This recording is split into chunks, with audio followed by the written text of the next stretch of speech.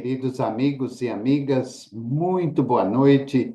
Estamos dando início ao programa Espiritismo e Vida nesta sexta-feira, dia 25 de abril de 2025, em nossa série Reflexões Espíritas.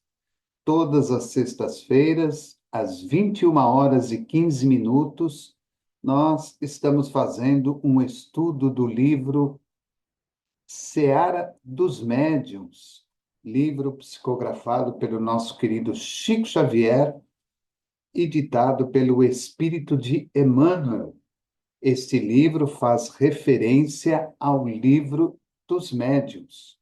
Hoje nós vamos falar do capítulo 40 do livro Seara dos Médiuns, que tem como título Verbo e Atitude. Esta página, ela foi idealizada, e aí Emmanuel respondendo às perguntas dos companheiros de Uberaba. Então, Emmanuel psicografou esta mensagem, dando resposta a essas perguntas que haviam sido feitas referente ao livro dos médiuns, na questão 263 do livro dos médiuns, que no final nós vamos relembrar. Então, vamos falar primeiro do livro Seara dos Médiuns, capítulo 40, Verbo e Atitude. Esta reunião que ocorreu em Uberaba foi no dia 3 de junho de 1960. 3 de junho de 1960. E Emmanuel diz o seguinte: disse um grande filósofo, fala para que eu te veja. Muita gente acrescentará, escreve para que eu te veja melhor. E ousaríamos aduzir, age para que eu te conheça. Julgarás o amigo pela linguagem que use. Entretanto, para além da apreciação vulgar, todos necessitamos do justo discernimento. Então, Emmanuel, neste capítulo, que fala sobre verbo e atitude, ele coloca-nos um lembrete de um grande filósofo que diz, fala para que eu te veja. Muitas outras pessoas acrescentam, escreve para que eu te veja melhor. E ele mesmo acaba aduzindo um pouco mais, dizendo, age para que eu te conheça. Julgarás o amigo pela linguagem que use. Entretanto, para além da apreciação vulgar, todos necessitamos do justo discernimento. Então, nesta abertura do capítulo 40, já fica claro para nós a preocupação do nosso querido Emmanuel com relação à questão mediúnica e esse nosso trato com os espíritos amigos, que é necessário ouvir aquilo que o espírito está nos dizendo, ler aquilo que o espírito escreveu e muitas vezes observar como age esse espírito mediante a reunião que se apresenta à sua frente. É claro que isso não se restringe única e exclusivamente ao trabalho mediúnico. Nós podemos também levar essa questão para o cotidiano da vida. Muitas vezes observamos a fala de uma pessoa, muitas vezes observamos a maneira e o vocabulário utilizado por uma pessoa quando ela escreve, e na grande maioria das vezes observamos como age determinada pessoa. Emmanuel nos chama a atenção que, além de tudo isso, dessa apreciação que ele chama de vulgar, que é tão comum, muitas vezes, em nossas vidas, todos nós precisamos do justo discernimento. E o justo discernimento oferece-nos, através da fala, da escrita e da ação, uma maneira clara e evidente de avaliarmos com que espírito estamos lidando, quais são as suas intenções. Será que estamos verdadeiramente diante de um espírito de luz, de um espírito que já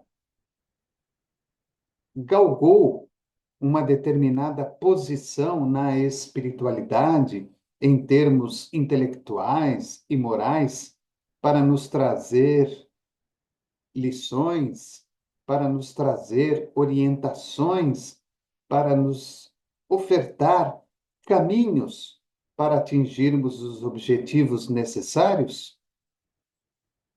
Na vida comum, quando lidamos com alguém que faça parte do nosso convívio familiar, ou alguém que faça parte da nossa vida social, da nossa vida profissional, mediante aquilo que aquela pessoa fala, escreve, ou até a sua maneira de agir, será que realmente poderá haver de nossa parte uma confiança plena naquela pessoa? Então, esta primeira parte de Emmanuel é para que nós reflitamos a respeito desse intercâmbio com almas, que são os espíritos encarnados, e com os espíritos que estão na espiritualidade, que estão ali naquele processo de erraticidade. Através desse discernimento que vamos colocando em pauta, em todos os instantes, em todos os momentos, somos capazes, de uma forma muito tranquila e serena, de saber exatamente com quem estamos lidando, as intenções daquela pessoa, o que passa realmente no seu coração, na sua mente, com aquele espírito que se comunica. Qual será verdadeiramente a sua intenção, o seu ideal em estar ali conosco, conversando, trazendo alguma mensagem para nós? Na questão da mediunidade, dentro da casa espírita, nos nossos trabalhos de ordem mediúnica ou de desobsessão, esse fator é sempre muito, muito importante.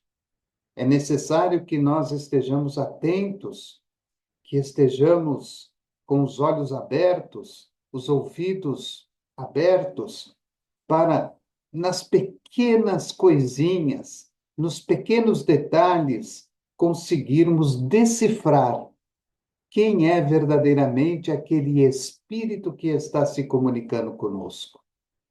Muitas vezes, espíritos brincalhões, zombeteiros, espíritos que estão até conscientes da sua posição espiritual, já sabem que morreram e que agora estão na pátria espiritual, mas ainda não conseguiram se livrar dos laços que os prendem à vida material que tiveram na última encarnação, se aproveitam de pequenos deslizes, de uma falta de atenção por parte de trabalhadores e dirigentes, para adentrarem as reuniões mediúnicas e muitas vezes criarem aí um clima de desarmonia entre todos.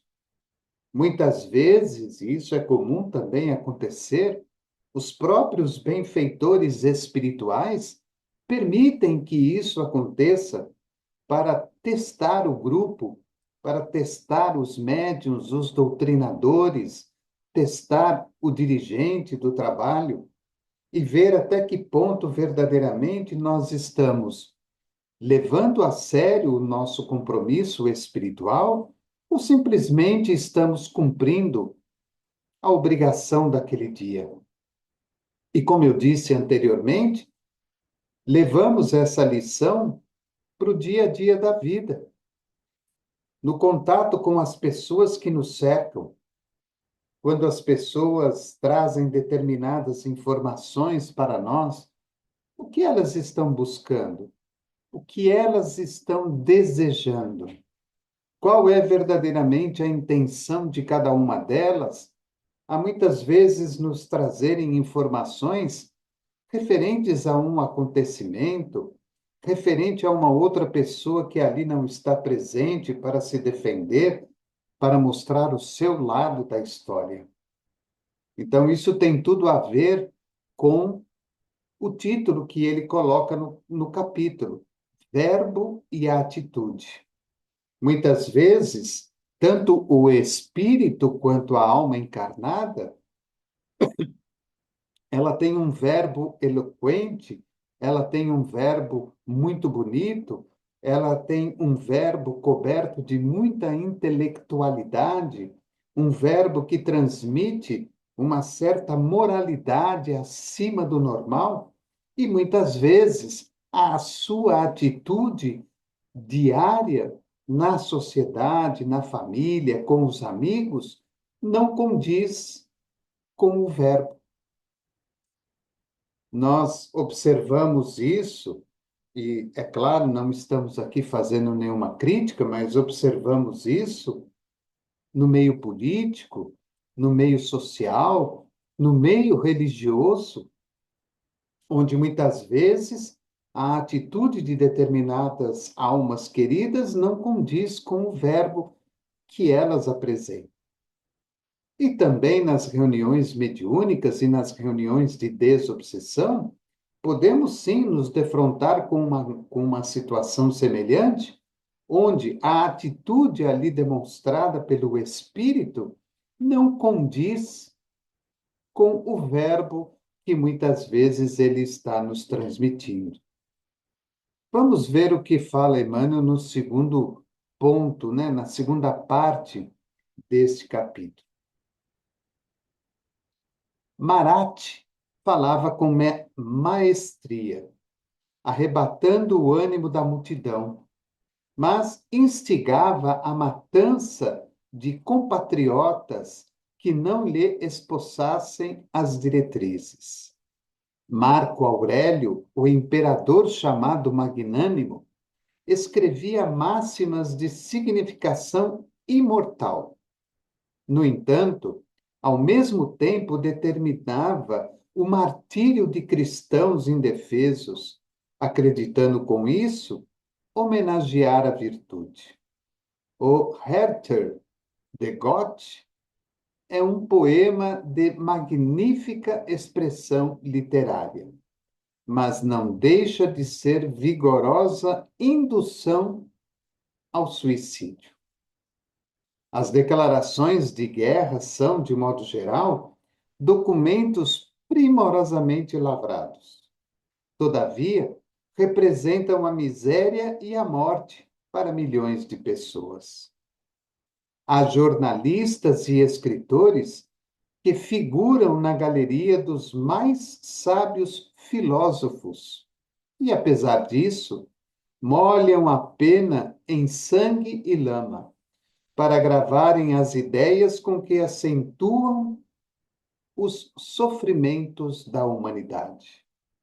Então, nessa segunda parte, Emmanuel coloca para nós, de uma forma ilustrativa, alguns exemplos.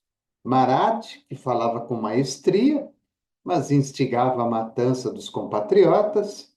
Marco Aurélio, o imperador, que foi tido como magnânimo, escrevia máximas de significação imortal, mas ao mesmo tempo determinava o martírio de cristãos indefesos, acreditando com isso homenagear a virtude. O Herter de Goethe é um poema de magnífica expressão literária, mas não deixa de ser vigorosa indução ao suicídio. As próprias declarações de guerra, tanto aquelas mais antigas, até mesmo as atuais, são documentos primorosamente lavrados, mas representam a miséria e a morte para milhões de pessoas. E jornalistas e escritores de todas as épocas, que muitos deles figuram como sábios filósofos, mas infelizmente molham a pena em sangue e lama, porque gravam as ideias com que acentuam os sofrimentos da humanidade. Ele coloca apenas esses 5 exemplos, mas com certeza Emmanuel teria condições de nos ofertar inúmeros outros. E quando olhamos no dia a dia da vida, vamos observar que inúmeras pessoas dotadas de conhecimento intelectual muito grande, porque isso é do espírito, o espírito já traz em si, na sua encarnação, este conhecimento adquirido em encarnações anteriores, e muitas vezes se utiliza desse conhecimento intelectual para demonstrar, por um outro lado, a sua fragilidade humana, onde ao mesmo tempo que ele enaltece tantas coisas lindas e maravilhosas ao redor da vida e ao redor do mundo, ele também, ao mesmo tempo, faz com que guerras, mortes e livros sejam instrumento de sofrimento e de tristeza para a humanidade. Quando muitas vezes temos a oportunidade de passar à frente de uma livraria, ou até mesmo adentramos, ficamos perplexos de ver tantos livros editados nos dias de hoje. Cada um com uma capa diferente, cada um com um título diferente, com pessoas que nem mesmo sabemos quem são, mas que têm a oportunidade, de maneira particular, própria, ou com a ajuda de amigos e de editoras, de publicarem seus livros. Muitas vezes vamos abrir aquele livro, ler algumas páginas e vamos observar todo um conteúdo que foge completamente aos ensinos do bem, do amor, da caridade, da fé, da confiança e da esperança. Enaltecem, acima de tudo, as grandes catástrofes, os grandes morticínios e tudo aquilo de mal e de ruim, qual a população já enfrentou ao longo da sua caminhada. Quando olhamos os noticiários na televisão, no rádio, no jornal, na revista, dificilmente vamos encontrar noticiário ou algo escrito, falado, que seja verdadeiramente positivo, no sentido de nos incentivar ao bem. Pessoas que ajudam, pessoas que colaboram, pessoas que participam, pessoas que transformam, mas, como se diz na gíria popular, esse tipo de notícia, esse tipo de ênfase não traz de maneira nenhuma o ibope, não traz de maneira nenhuma o chamar a atenção das pessoas comuns. Ainda vivemos, na grande maioria da população humana aqui encarnada, vivemos da tragédia, vivemos da infelicidade, vivemos em querer que o outro se prejudique, em que o outro seja castigado pelos erros que possa ter cometido. Vejam como que o tema vem bem de encontro a esse tipo de situação, o verbo e a atitude. E muitas vezes as pessoas com o verbo eloquente, pegamos aqui o caso de Marco Aurélio, o grande imperador, o magnânimo, que tem máximas maravilhosas, imortais. Para quem já teve a oportunidade de ler alguma coisa sobre ele, daquilo que ele escreveu, realmente vai dizer que ele poderia sim ter sido chamado de magnânimo, mas ao mesmo tempo em que ele expressava todo o seu conhecimento intelectual àquele tempo, ele trazia também dentro de si as atrocidades de vidas anteriores, de reencarnações anteriores. E isso rapidamente se fazia mostrar em virtude do seu egoísmo, do seu orgulho, da sua vaidade própria. E, é claro, ele se aproveitava daqueles cristãos indefesos para, com isso, tentar homenagear a virtude que ele acreditava ser a mais bonita, a mais importante, que era a dele próprio.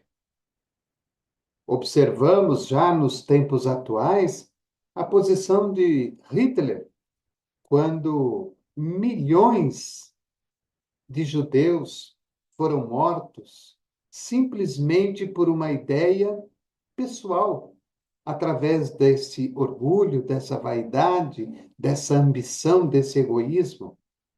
E olha que nós estávamos de frente com um espírito de inteligência muito grande. Porque você se colocar à frente de um microfone com aqueles alto-falantes antigos e conseguir mobilizar 5, 6, 7, 8 mil soldados à sua frente, fazendo com que eles ficassem completamente hipnotizados pelas suas palavras, pelo seu verbo eloquente, é de entender que ali tínhamos pela frente um espírito de muita intelectualidade, mas que acabou revelando-se pela sua atitude, a atitude que fez contra a humanidade.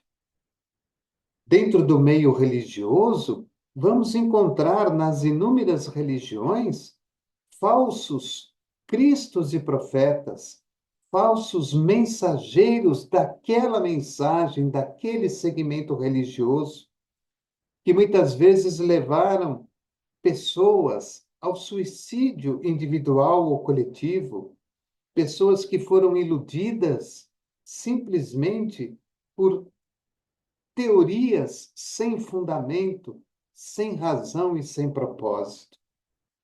Vamos encontrar, por exemplo, no meio espírita, quando estudamos verdadeiramente a doutrina espírita, compreendemos os ensinamentos deixados por Allan Kardec, que vamos encontrar e lidar com espíritos como nós, extremamente carentes, extremamente endividados para consigo mesmos e para com a vida, espíritos que estão inteiramente envolvidos pela vaidade, pelo orgulho, pela ambição, pelo egoísmo, pelo verbo eloquente, mas uma atitude extremamente negativa e inferior, espíritos que vão se aproveitar, como já disse anteriormente, de pequenas brechas que ao longo do caminho vamos deixando nas atividades do cotidiano da casa espírita, dos grupos espíritas, dos grupos de estudo,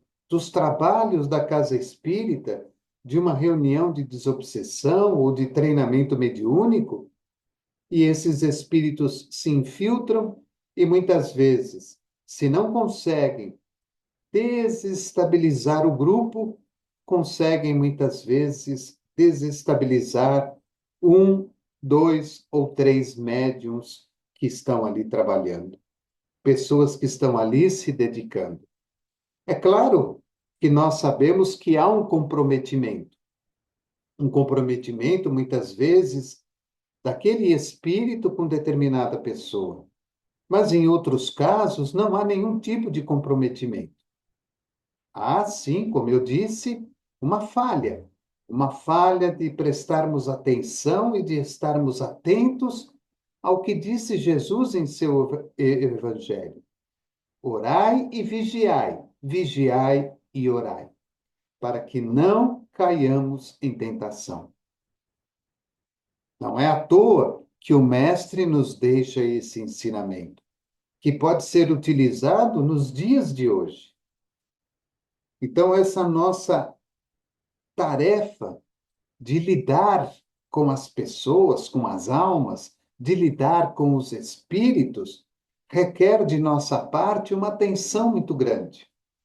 Quando olhamos a obra da codificação, feita por Kardec, vamos observar que o codificador sempre foi amparado e assistido pela espiritualidade em tudo aquilo que realizava. Mas o que nós não podemos nos esquecer é a qualidade pessoal do próprio codificador.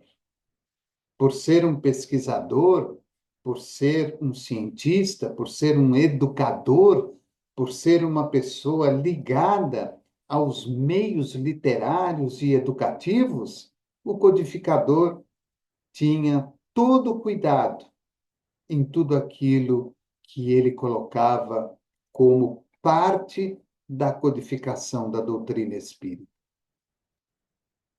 Ele preferia muitas vezes recusar várias verdades do que aceitar uma única mentira, para que a doutrina não ficasse manchada perante o trabalho que lhe competia fazer. Então, o doutrinador usava a prova dos 9 para chegar a um denominador comum. Fazia uma determinada pergunta a vários médiuns, a vários espíritos, e ao recebê-las de volta, fazia aí a comparação para ver quais eram aquelas que realmente, em locais diferentes, em pontos diferentes, vinham trazer a resposta em igualdade. E aí ele fazia a escolha daquela que mais se afeiçoava ao ensinamento que ele buscava colocar nos livros da codificação.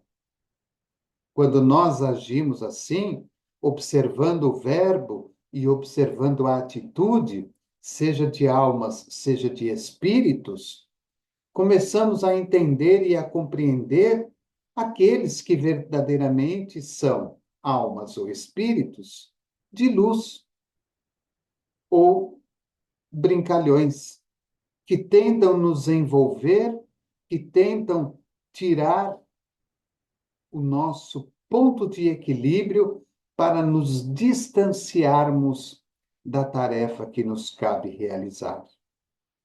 E na terceira e última parte, ele diz assim: tanto quanto possível, escrevamos certo, sem a obsessão do dicionário.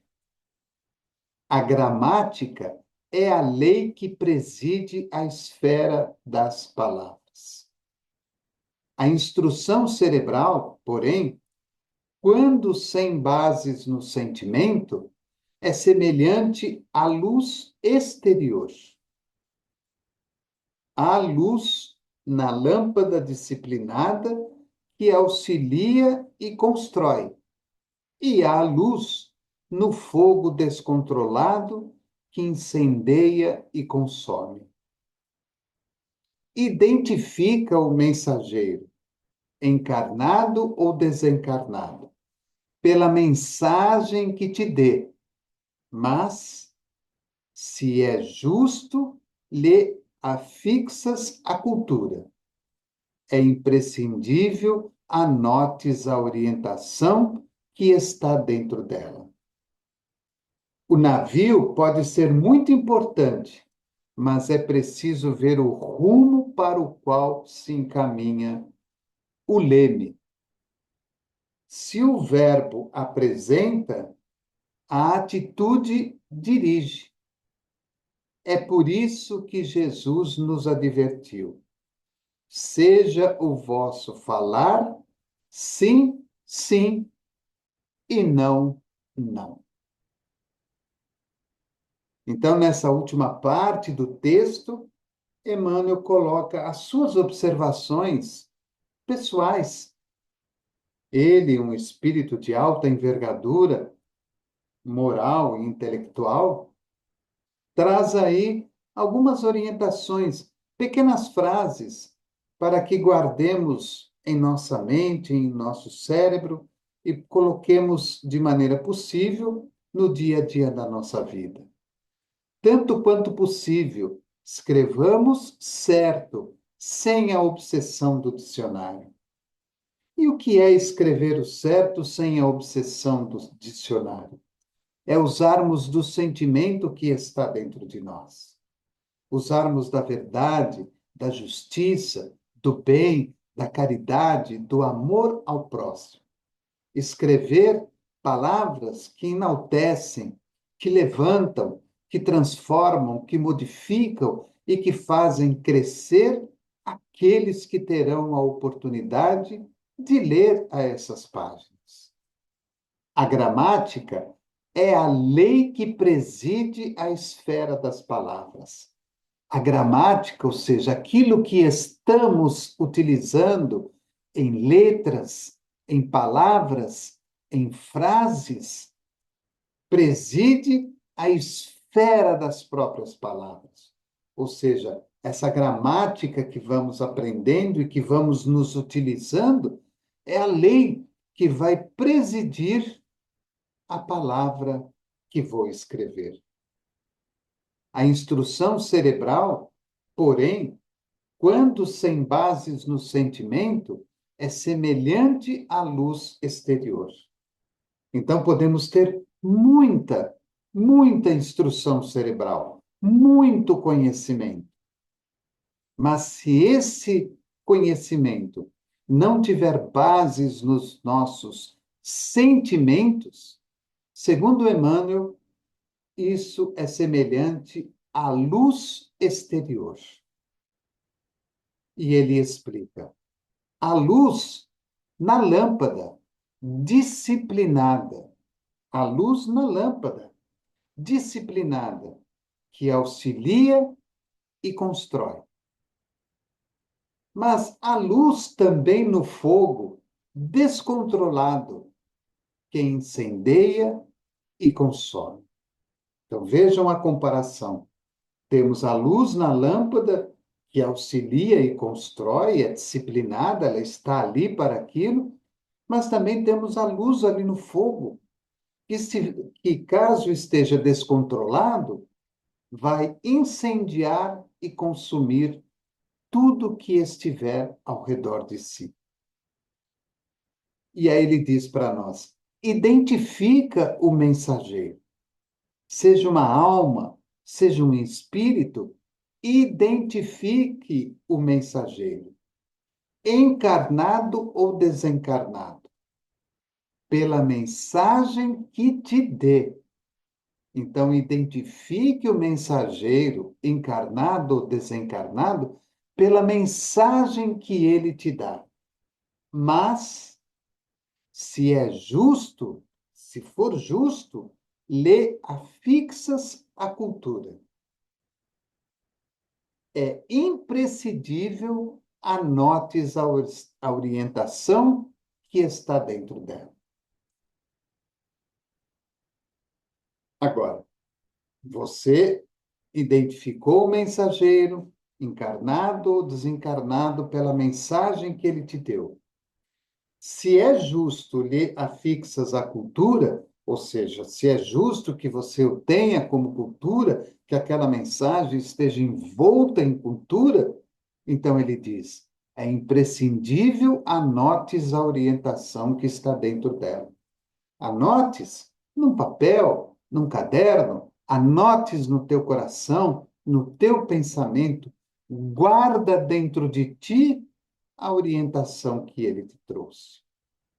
E ele termina dizendo: o navio pode ser muito importante, mas é preciso ver o rumo para o qual caminha o leme. É importante ver o rumo para o qual se encaminha o leme, porque é pelo leme que esse navio muito importante será direcionado. Se o verbo apresenta, A atitude dirige. O verbo nos apresenta, mas é a atitude que nos dirige. O verbo nos apresenta em todas as partes do universo, estando ou não encarnados, mas é a atitude que nos dirige para o bem e para a luz. E foi por isso que Jesus nos advertiu: seja o vosso falar sim, sim, não, não. E aí, lembrando Jesus, o que nós vamos observar? Que muitas vezes, neste contato com almas e espíritos, e nós estamos falando aqui dos trabalhos de mediunidade, do médium em si, muitas vezes nós vamos ter que nos utilizar do sim, sim ou do não, não, para que não sejamos enganados, para que não sejamos ludibriados no trabalho que estejamos realizando, seja no falar, no escrever ou até mesmo no agir. Como eu disse a vocês, este capítulo 40 do livro Seara dos Médiuns, que se fez público na reunião pública de 3 de junho de 1960, faz referência ao livro dos Médiuns de Kardec e faz referência exclusivamente à questão número 263. Então, no livro dos Médiuns, na sua segunda parte, capítulo 24, que tem como título Modo de se distinguirem os bons dos maus espíritos. Livro dos Médiuns, segunda parte, capítulo 24, o título Modo de se distinguirem os bons dos maus espíritos.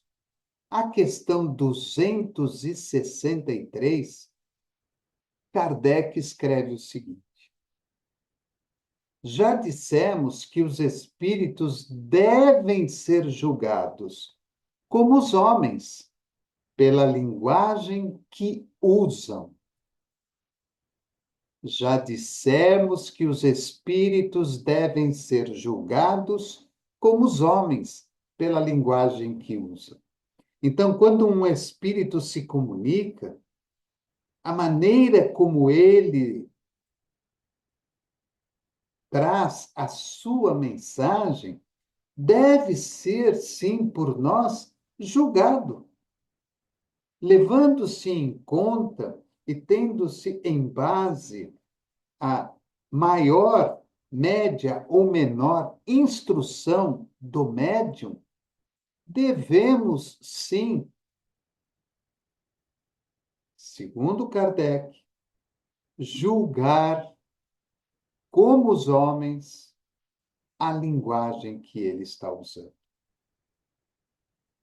Porque nós podemos ter um médium completamente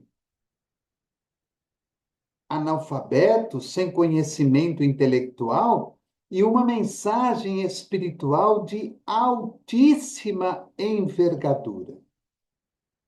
Lembram-se quando Eurípides Barçanufo, a pedido do senhor Mariano, seu tio, vai lá no Centro Espírita Amor e Luz, na fazenda, que ali tinham as reuniões presididas pelo senhor Mariano, e Eurípides vai para ver verdadeiramente se aquilo era verdade ou era mentira, e ele chega na reunião, se coloca num determinado canto, e ele fala para ele mesmo: caso isso tudo seja verdade, eu quero que o espírito de João, o evangelista, se faça presente através do médium Aristides e me esclareça a respeito das bem-aventuranças. O médium Aristides era a pessoa mais pobre, mais simples, não tinha nenhum tipo de condição intelectual. E, de repente, o que nós encontramos ali? A mensagem de João, o evangelista, falando a respeito das bem-aventuranças. Como se aquele médium fosse uma pessoa extremamente intelectual. E temos casos de médiuns extremamente intelectuais em que espíritos se comunicam, trazendo uma mensagem com uma linguagem muito infeliz, muito inferior. Então, no item 263, Kardec inicia já dizendo: já dissemos que os espíritos devem ser julgados, como os homens, pela linguagem de que os usam. Suponhamos que um homem receba 20 cartas de pessoas que lhe são desconhecidas. Pelo estilo, pelas ideias, por uma imensidade de indícios, enfim, verificará se aquelas pessoas são instruídas ou ignorantes, polidas ou mal educadas, superficiais, profundas, frívolas, orgulhosas, sérias, levianas, sentimentais e etc. Assim também com os espíritos. Devemos considerá-los correspondentes que nunca vimos e procurar conhecer o que pensaríamos do saber e do caráter de um homem que dissesse ou escrevesse tais coisas. Assim também com os espíritos. Devemos considerá-los correspondentes que nunca vimos e procurar conhecer o que pensaríamos do saber e do caráter de um homem que dissesse ou escrevesse tais coisas. Pode estabelecer-se como regra invariável e sem exceção que a linguagem dos espíritos está sempre em relação com o grau de elevação a que já tenham chegado. Kardec coloca como regra. Pode estabelecer-se como regra invariável e sem exceção que a linguagem dos espíritos está sempre em relação com o grau de elevação a que já tenham chegado. Os espíritos realmente superiores não só dizem unicamente coisas boas, como também as dizem em termos isentos, de modo absoluto, de toda trivialidade. Os espíritos realmente superiores não só dizem unicamente coisas boas, como também as dizem em termos isentos, de modo absoluto, de toda trivialidade. Por melhores que sejam essas coisas, se uma única expressão denotando baixeza às mácula, isto constitui um sinal indubitável de inferioridade. Olha a atenção de Kardec. Por melhores que sejam essas coisas, se uma única expressão denotando baixeza às mácula, isto constitui um sinal indubitável de inferioridade. Então, você tem uma mensagem enorme e ali você encontra uma única expressão que denote baixeza às máculas. Para Kardec, isso é um sinal indubitável de inferioridade do espírito. Num determinado instante, ele se revelou. Com mais forte razão, se o conjunto do ditado fere as conveniências pela sua grosseria. Então, com mais forte razão ainda, se o conjunto daquilo que for ditado fere as conveniências pela sua grosseria. A linguagem revela sempre a sua procedência, quer pelos pensamentos que exprime, quer pela forma, e ainda mesmo que algum espírito queira iludir-nos sobre a sua pretensa superioridade, bastará conversemos algum tempo com ele para a apreciar. A linguagem revela sempre a sua procedência, quer pelos pensamentos que exprime, quer pela forma, e ainda mesmo que algum espírito queira iludir-nos sobre a sua pretensa superioridade, bastará conversemos algum tempo com ele para a apreciar. Vejam então como que essa lição de hoje do livro Seara dos Médiuns, capítulo 40, Verbo e Atitude, traz aí orientações muito seguras e muito profundas para cada um de nós. Nós que somos dirigentes, que somos doutrinadores, que somos médiuns, que somos sustentadores ou meros participantes de uma reunião de desobsessão ou de um trabalho de estudo e treinamento mediúnico ou qualquer outra atividade na casa espírita, para nós que lidamos o dia após dia com inúmeras pessoas no trato social, profissional, familiar, na rua, a maneira como as pessoas verbalizam suas ideias, seus sentimentos para conosco, reflete de uma maneira muito clara aquilo que está dentro daquela pessoa. Quando um espírito escreve, quando um espírito se manifesta através das palavras, vamos observar ali o que realmente existe dentro dele próprio, em termos de ensinamento, em termos de qualidade, em termos de ensinamento profundo e verdadeiro para cada um de nós.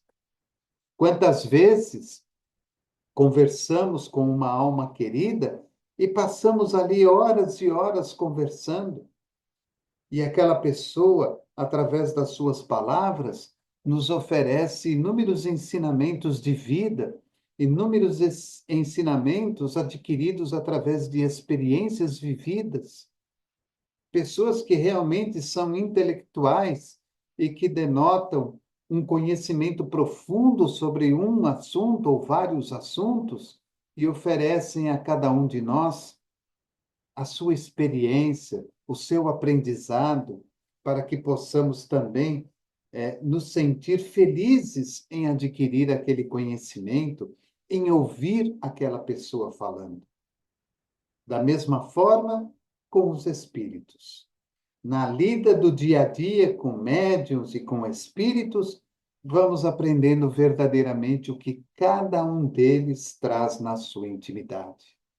E o que me chama a atenção, principalmente nessa questão 263 do Livro dos Médiuns, quando Kardec diz: a linguagem dos espíritos está sempre em relação com o grau de elevação a que já tenham chegado.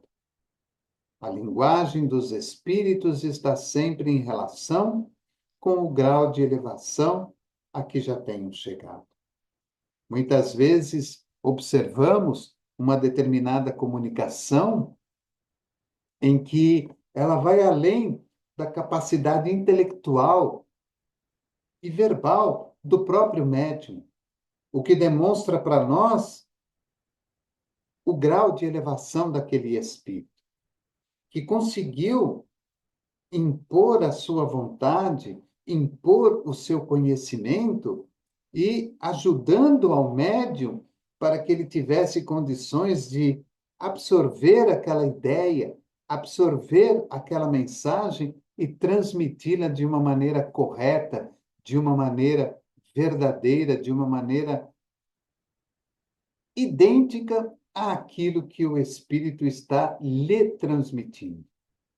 E em outros momentos, vamos encontrar, né, já disse, vou repetir, médiuns de uma intelectualidade muito grande e que não conseguem transmitir verdadeiramente aquilo que o Espírito está lhes oferecendo. Então, o capítulo de hoje, Verbo e Atitude, é justamente para nós observarmos daqui para frente este nosso intercâmbio com espíritos e com almas.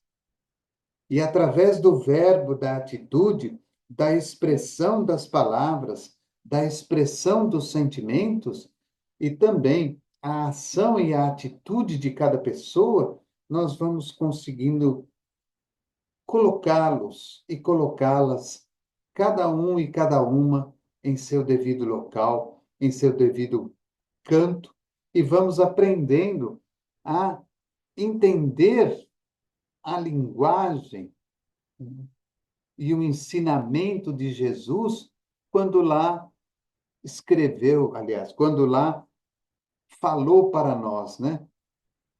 Seja o vosso falar sim, sim e não, não. Então, é uma maneira de aprender com discernimento aquilo que a espiritualidade está oferecendo para nós.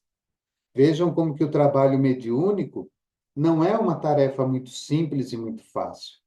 É preciso ter um bom dirigente, é preciso ter bons médiuns, bons doutrinadores, pessoas que estejam envolvidas no mesmo pensamento, no mesmo ideal, que você consiga harmonizar e ter hegemonia entre o grupo para que as coisas funcionem de uma maneira equilibrada e feliz. E, é claro, lembrando que os benfeitores espirituais sempre nos ajudam, eles vão suprindo as deficiências que ainda temos individualmente e coletivamente, para que o trabalho se fortaleça por si só. Nós não ficamos abandonados, nós não ficamos à mercê das situações. Tudo vai de conformidade com aquilo que temos capacidade de suportar. Nós não vamos levar um saco de 60 quilos se não temos força para isso.